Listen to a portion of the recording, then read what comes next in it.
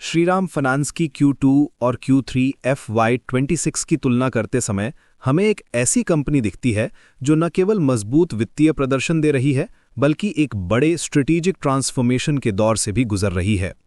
Shriram finance Bharat की leading non banking financial company है जो मुख्यतः कमर्शियल व्हीकल्स, पैसेंजर व्हीकल्स और MSME फाइनेंसिंग में काम करती है। ये कंपनी सेमी अर्बन और रूरल मार्केट्स में अपनी मजबूत पकड़ के लिए जानी जाती है। Q2 से Q3 की तुलना इसीलिए महत्वपूर्ण है क्योंकि इस दौरान कंपनी ने न केवल अपने ऑपरेशनल मैट्रिक्स में सुधार दिखाया है बल्कि MUFG के साथ एक लैंडमार्क पार्टनरशिप भी अनाउंस की है जो इसके भविष्य की ग्रोथ ट्रेजेक्टरी को कंप्लीटली रीडिफाइन कर देगी। भारतीय इकोनॉमी में ऑटो सेक्टर की डिमांड मजबूत बनी हुई है, खासकर रूरल और सेमी अर्बन एरियाज में।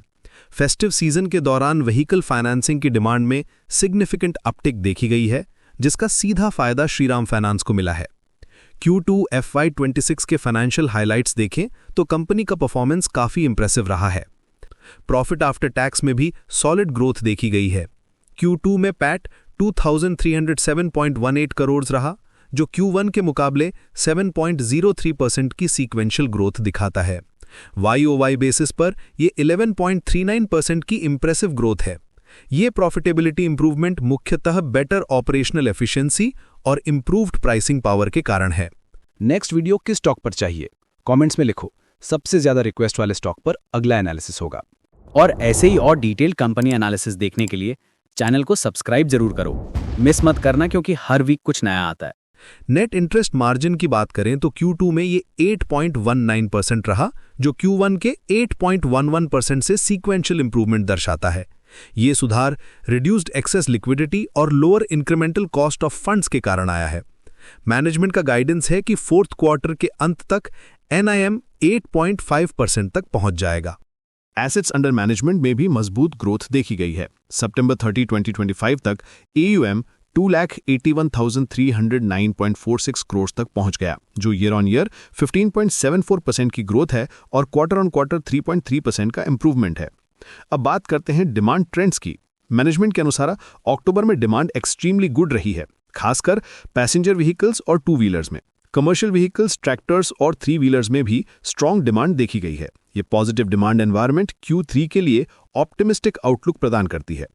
प्राइसिंग पावर के मामले में कंपनी ने अपनी पोजीशन मेंटेन की है।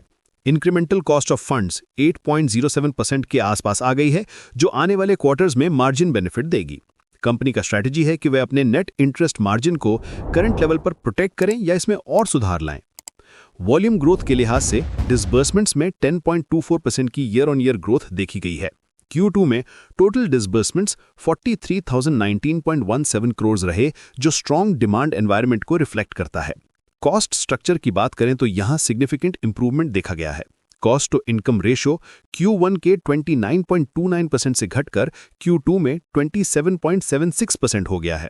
ये ऑपरेशनल एफिशिएंसी में सुधार को दर्शाता है। ऑपरेटिंग प्रॉफिट मार्जिन भी 74.86% तक पहुंच गया जो 27 बेसिस पॉइंट्स का सीक्वेंशियल इंप्रूवमेंट है। मार्जिन ड्राइवर्स को समझें तो मुख्य फैक्टर्स हैं reduced access liquidity, lower incremental borrowing costs और बेटर एसेट मिक्स। आपको क्या लगता है, ये स्टॉक लॉन्ग टर्म में चलेगा या सिर्फ शॉर्ट टर्म हाइप है? कमेंट करके बताओ। कंपनी ने स्ट्रेटेजिकली अपनी डेट को रिड्यूस किया है जो जून के 2,42,911 करोड़ से घटकर सितंबर में 2,34,000 करोड़ हो गई है। बैलेंस शीट की स्ट्रेंथ की बात करें तो कंपनी की पोजीशन काफी रोबस्ट है। टोटल CARR 20.68% है और लिक्विडिटी कवरेज रेशो 297.21% है। ये स्ट्रॉन्ग कैपिटल पोजीशन कंपनी को फ्यूचर ग्रोथ के लिए एडिक्वेट कुशन प्रदान करती है। कैश फ्लो मूवमेंट पॉजिटिव रही है जिसमें वर्किंग कैपिटल मैनेजमेंट में सुधार और डेट रिडक्शन के कारण फ्री कैश फ्लो जनरेशन में इंप्रूवमेंट देखा गया है। कंपनी ने अपनी लिक्विडिटी पोजीशन को ऑप्टिमाइज किया है जो अब 3 मंथ्स के लायबिलिटी रीपेमेंट के लिए एडिक्वेट है। अब आते हैं सबसे एक्साइटिंग पार्ट पर, MUFG पार्टनरशिप। दिसंबर 19, 2025 को अनाउंस हुई ये डील एक गेम चेंजर है। MUFG बैंक लिमिटेड $4.4 बिलियन का इन्वेस्टमेंट कर रही है जिससे उन्हें 20% स्टेक मिलेगा। ये इन्वेस्टमेंट प्रेफरेंशियल इशू के थ्रू होगा जहां 47.11 करोड़ इक्विटी शेयर्स 840.93 रुपीस पर शेयर के रेट पर इशू होंगे।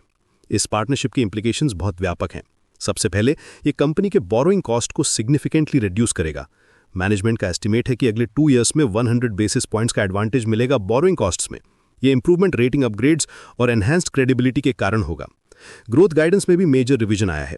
पहले company 16 to 17% AUM growth target कर रही थी, लेकिन अब ये 18 to 20% तक बढ़ा गया है। ये अग्रेसिव टारगेट MUFG पार्टनरशिप के कॉन्फिडेंस और इंडिया की स्ट्रॉन्ग इकोनॉमिक ग्रोथ प्रोस्पेक्ट्स को रिफ्लेक्ट करता है। प्रॉफिटेबिलिटी मैट्रिक्स में भी सिग्निफिकेंट इंप्रूवमेंट एक्सपेक्टेड है। ROA करंट के 2.8% से बढ़कर 3.6% तक जाने की एक्सपेक्टेशन है। लेवरेज रेशियो भी 4.3 से घटकर 2.6 तक आने की उम्मीद है, जो बैलेंस शीट की स्ट्रेंथ को और भी मजबूत बनाएगा। अगर आपको लगता है मैं सही डायरेक्शन में हूं, एक हार्ड कमेंट ड्रॉप करो। एसेट क्वालिटी के मामले में मिक्स्ड ट्रेंड्स देखे गए हैं। ग्रॉस स्टेज 3 स्लाइटली बढ़कर 4.57% हो गया है, लेकिन नेट स्टेज 3 में सिक्वेंशियल इंप्रूवमेंट देखा गया है, जो 2.49% तक आ गया है। मैनेजमेंट कॉन्फिडेंट है कि क्रेडिट कॉस्ट्स को 2 to 2.2% के रेंज में कंटेन कर सकेंगे। एनालिस्ट कम्युनिटी के कंसर्न्स मुख्यतः कंजर्वेटिव ROE टारगेट्स को लेकर हैं। MUFG डील के बाद भी मैनेजमेंट ने अपने कंजर्वेटिव अप्रोच को मेंटेन रखा है, जो कुछ एनालिस्ट्स को लगता है कि कैपिटल का ऑप्टिमल यूटिलाइजेशन नहीं है। लेकिन मैनेजमेंट का व्यू है कि सस्टेनेबल ग्रोथ और रिस्क मैनेजमेंट को प्रायोरिटी देना ज़्यादा इंपॉर्टेंट है। की रिस्क्स जो एनालिस्ट्स ने हाईलाइट की हैं, वे हैं competitive pressure in pricing, potential increase in credit costs अगर इकोनॉमिक एनवायरनमेंट डिटीरियोरेट हो, और रेगुलेटरी चेंजेस का इम्पैक्ट। लेकिन MUFG पार्टनरशिप इन रिस्क्स को मिटिगेट करने में हेल्प करेगी। मैनेजमेंट टोन में सिग्निफिकेंट शिफ्ट देखा गया है Q2 से Q3 तक। Q2 में टोन कॉशियसली ऑप्टिमिस्टिक था, लेकिन MUFG डील के अनाउंसमेंट के बाद कॉन्फिडेंस लेवल काफ़ी बढ़ गया है। मैनेजमेंट अब ज़्यादा अग्रेसिव ग्रोथ टारगेट्स के साथ कंफर्टेबल फील कर रही है।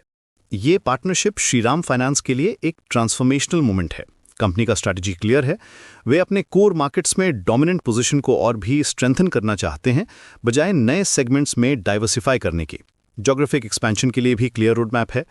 कंपनी नॉर्थ, सेंट्रल और ईस्ट इंडिया में अपनी प्रेजेंस बढ़ाना चाहती है, लेकिन मेट्रोज में एंट्री का कोई प्लान नहीं है। वे सेमी अर्बन और रूरल मार्केट्स में अपनी एक्सपर्टीज को लेवरेज करना चाहते हैं। प्रोडक्ट स्ट्रैटेजी भी कंजर्वेटिव रहेगी। Company large ticket SME loans या लॉन्ग टर्म LAP में एंट्री नहीं करना चाहती। वे अपने ट्रेडिशनल स्ट्रेंथ्स, व्हीकल फाइनेंसिंग और short to medium term business loans पर फोकस रखेंगे। टेक्नोलॉजी और डिजिटल इनिशिएटिव्स पर भी एम्फोसिस बढ़ेगा।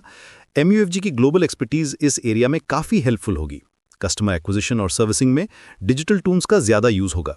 Q4 के लिए की थिंग्स टू मॉनिटर होंगे NIM ट्रैजेक्टरी, क्या वो 8.5% टारगेट अचीव कर पाते हैं, AUM growth momentum, asset quality trends और MUFG डील की रेगुलेटरी अप्रूवल्स। EGM जनवरी 14, 2026 को स्केड्यूल्ड है, जहां शेयर होल्डर्स इस डील को अप्रूव करेंगे। पॉजिटिव टेकअवेज हैं strong demand environment, improving operational efficiency, robust capital position और स्ट्रेटेजिक पार्टनरशिप जो फ्यूचर ग्रोथ को एक्सेलरेट करेगी। नेगेटिव एस्पेक्ट्स में स्लाइड डिटेरियोरेशन इन ग्रॉस NPAs और कंपेटिटिव प्रेशर इन प्राइसिंग शामिल है। ओवरऑल असेसमेंट ये है कि श्रीराम फाइनेंस एक इन्फ्लेक्शन पॉइंट पर है। MUFG पार्टनरशिप के साथ कंपनी अपनी नेक्स्ट ग्रोथ फेज के लिए वेल पोजिशन्ड है। कंजर्वेटिव अप्रोच के साथ एग्रेसिव ग्रोथ टारगेट्स का कॉम्बिनेशन एक बैलेंस्ड स्ट्रैटेजी है, जो लॉन्ग टर्म वैल्यू क्रिएशन में हेल्प करेगी।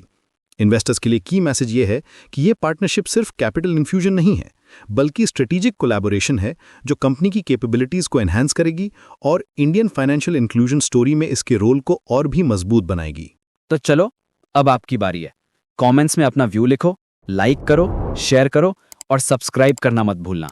नेक्स्ट एपिसोड में मिलते हैं, तब तक के लिए हैप्पी इन्वेस्टिंग।